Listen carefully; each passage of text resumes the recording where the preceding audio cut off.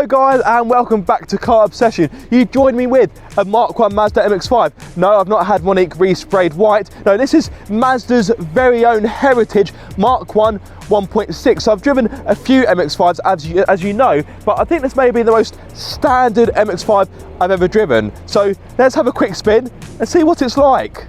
Oh, this is all my Christmases come at once. Thank you, Mazda UK. So this is their heritage car, so I have to be extra careful with it. I've warmed it up for you, mate. It's done less than 40,000 miles. For context, my Mark 1, Monique, she's done about 101,000 miles. So pretty much good for scrap. Yeah, I was going to say that.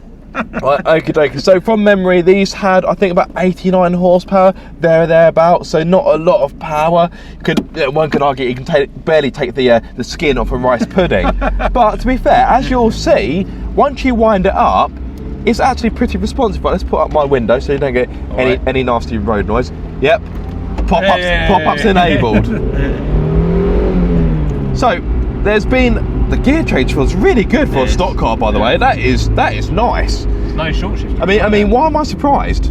So there will always be a debate on what's better, the 1.8, which I have, albeit turbocharged, or the 1.6. There are some that favour the 1.6 because they say it's a bit more free revving, it's a bit more responsive. I've always preferred the 1.8 because you get more torque in the mid-range, and the overall it just feels a bit more meaty. So I used to own a 1.6 Mark II Mazda MX-5, but that was quite modified and it had a welded diff. So and you broke it. Yeah, but I brought it back to life. I revived it. Yes, you did. Very true. Oh, mate. This and is the awesome. sun's out. Perfect. Yeah, exactly. A little bit of understeer. But it holds on. But yeah, people say that a standard Mark 1 is quite boaty, it's wallowy. Like I say, I haven't really driven a standard Mark 1. Well, I haven't up until now. And is it wallowy? Yeah, okay, don't get me wrong, it has got a bit more roll than my car, obviously, because my car's on coilovers, but it really isn't that bad. Right, I've got a Porsche behind me. I don't want him breathing down my neck for the whole video, so I shall let him go. Oh, listen to that. Foot down. We're going to catch him, As you can see, I've got pocket rockets to my left-hand side. He's had a little drive in the car. Oh. Yeah, it's definitely missing a few ponies in comparison to yours, but it don't even matter. It's so exhilarating. But it's all about ringing. You've got to ring the engine out. Yeah.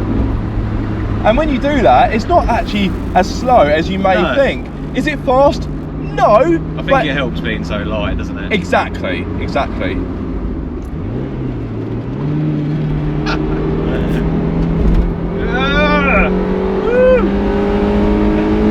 Yeah, the Mark 1s were under a ton. I think the 1.8 with aircon was a little bit over a ton, but still a light car all the same. So this has got an open diff. If I'm mistaken, I may need to correct myself with the subtitle. I don't think that the UK version of the 1.6 had a limited slip differential. If you had a Jap spec 1.6 that had the, I think it's the viscous LSD, but I'm sure there'll be someone else out there that will correct me.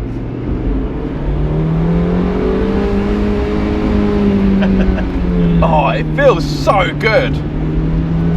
Of course, the car's been so well maintained by Mazda, and everything feels. You could eat your dinner off it, it's how clean it is. Exactly. The brakes feel good, the steering's bang on, throttle response fantastic.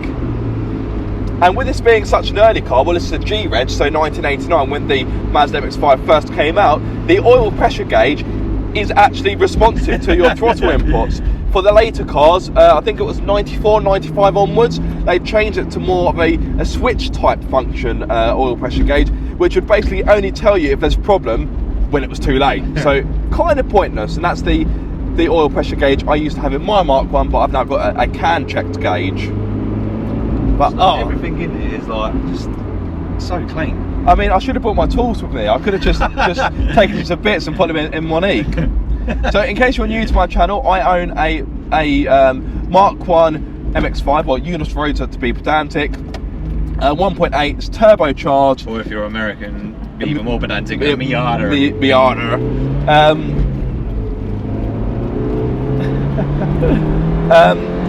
Yeah, so mine's a 97 model, so very late in the Mark 1 life. Of course, the Mark 2 came in 1998, not 97/98. So yes, my Mark 1 was one of the last ones to roll off the production line, which is quite special, really. When was the last time you saw a stereo, the handbag style stereo? I know, that you can take out, it's brilliant. Last time I saw one of them was when I was like 8 years old. But so good is the engineering with this car that even a bone stock one like this is still bags of fun. Yeah.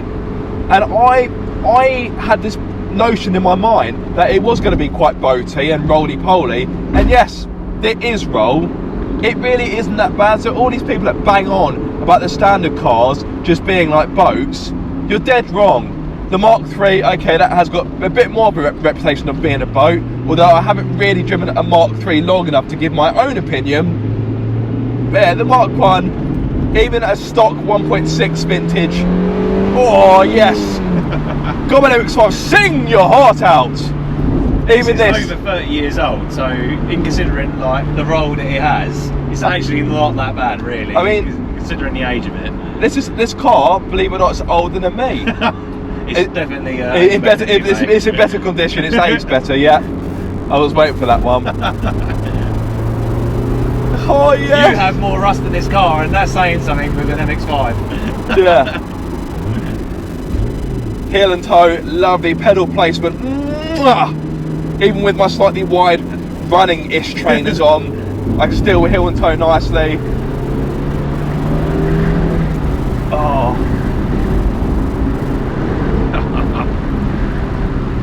Now, one thing this MX-5 does better than mine is there's definitely less creaks and rattles. This car definitely feels a bit more solid than my one. Oh yes, come on! Is that because you haven't worked on this one, mate? Oi! You really got to wring the engine out, use every single rev available, and the car will thank you for it.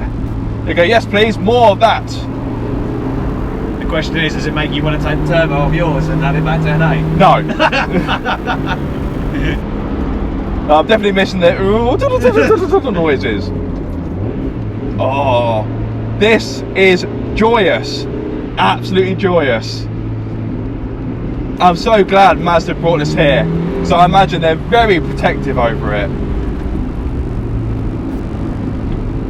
Oh, this is awesome. I've definitely driven many cars on this hill route, and I have to say this has probably been one of the best. Yeah. This is so cool. Oh, I'm so happy to be driving this. I don't think you can tell though. Chris, what are your thoughts on it? Because I know you had a little drive before I did. Yeah, honestly, it's... Buy one, it's got buy one, do it, buy one. Such a bad influence. Buy one. Oh. I send them links on eBay. On a daily basis. It's a nightmare. No, I think, considering that this has pretty much no power, no torque, it doesn't matter. And it genuinely really doesn't. That generally means the opposite in many other cars that I drive with this power level. But I think having the roof down, even the weather, you don't have to have great weather and you can still enjoy this car, honestly. And having to rev out an old NA engine, it's just, there's nothing, you can't beat it, can you? No. Oh, it's been absolutely awesome. Credit to Mazda for keeping something like this in such good nick. I really could drive this for much longer, but this car, as you can imagine, has been in hot demand today. We had to wait quite some time to jump in this.